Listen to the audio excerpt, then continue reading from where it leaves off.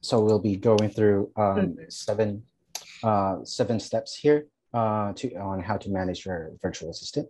And let's start with the task number one. So it will be list and group all your tasks.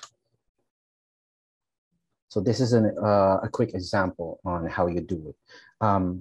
First, you identify what tasks you are doing as a business owner, and then try to put all of those into separate rows or separate files just to bring it all out in the open.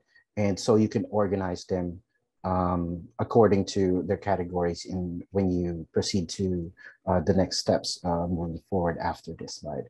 So some of those tasks would be reports. So is there a way that you're doing social media analytics or maybe A/B testing results? So are you always responding to emails, creating those email banners, or are you creating email campaigns?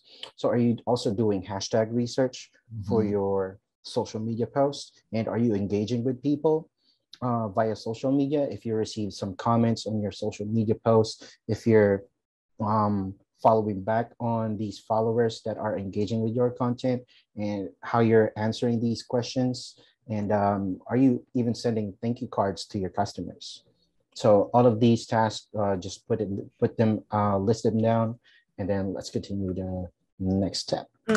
I would like to also mention that last week we were attending a conference, and I spoke with a lot of people who were struggling with like how to start with a virtual assistant. And one of the things that I mentioned to them is obviously you need to come up with a plan yourself before you hire a virtual assistant, but also understand all of your tasks and categorize them. So if you are a real estate agent, for example, and you want your virtual assistant to send out email campaigns to your previous clients to get their testimonials on your Zillow account, for example, that should be like a special category. And so you have to explain that to your virtual assistant, and then only then it's going to work, because you cannot mix all the tasks together. This is very important.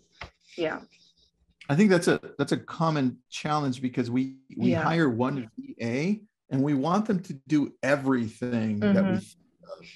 And I think that's where it's a challenge for a lot of people hiring one VA, right? Yeah, I mean, if it's a executive virtual assistant, they actually can do most of your tasks. But again, you have to help them out to understand like categories. If it's an email campaigns, if it's text messages, if it's a social media tasks, that should be very clear.